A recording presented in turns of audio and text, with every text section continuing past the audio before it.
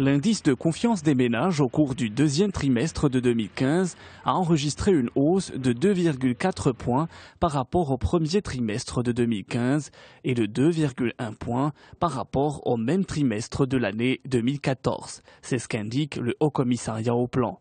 Au deuxième trimestre de 2015, l'ICM s'établit à plus de 76 points contre 73,7 points un trimestre auparavant et 74 points le même trimestre de l'année passée, précise le HCP dans sa note relative aux résultats de l'enquête de conjoncture auprès des ménages. Pour ce qui est des perceptions par les ménages de l'évolution future du niveau de vie, elles ont connu la même tendance, enregistrant une amélioration de 1,5 points par rapport au trimestre précédent et de 5,8 points par rapport au même trimestre de l'année précédente.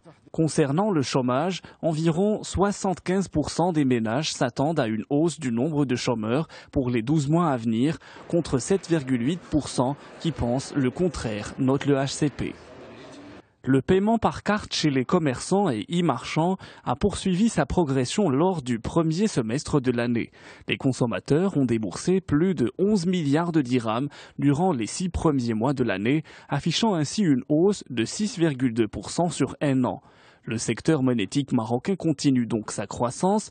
Le dernier bilan du Centre monétique interbancaire fait état de 115 milliards de dirhams réalisés entre les opérations de retrait et de paiement auprès des commerçants et e-marchands affiliés.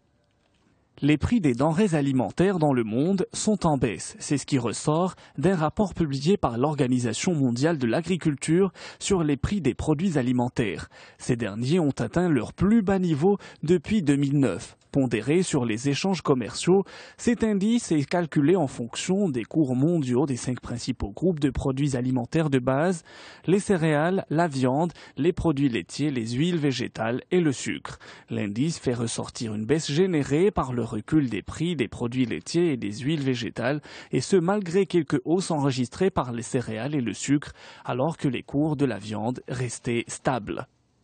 Après avoir continué tout le week-end, les discussions entre Athènes et ses créanciers sur un troisième plan d'aide à la Grèce se poursuivaient d'arrache-pied lundi avec l'espoir d'en finir mardi, malgré des réticences en Allemagne. Samedi et jusque tard dans la nuit, de dimanche à lundi, les Grecs ont poursuivi les discussions à Athènes avec les créanciers. Il s'agit pour Athènes de donner des gages de bonne volonté en acceptant des réformes d'assainissement de l'économie du pays, en échange d'un plan d'aide sur 3 ans de plus de 80 milliards d'euros, le troisième après déjà 240 milliards d'euros apportés depuis 2010. La récession en Russie, provoquée par la chute des cours du pétrole et par les sanctions occidentales, s'est aggravée au deuxième trimestre avec une chute de 4,5% sur un an du produit intérieur brut, selon une première estimation officielle publiée lundi. Cette évaluation du service des statistiques Rostat marque une nette dégradation par rapport à la baisse du premier trimestre et constitue une mauvaise surprise pour le gouvernement qui avait prévu une contraction de 4,4%.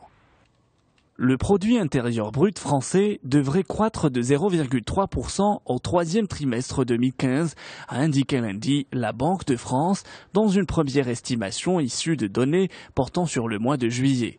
La BDF, qui s'est basée sur une enquête mensuelle auprès de 8500 entreprises, a observé une activité en légère hausse dans l'industrie et dans les services et un maintien de l'activité dans le bâtiment en juillet. Cette prévision est conforme à celle de l'Institut national de la statistique et des études économiques présentée le 18 juillet dernier.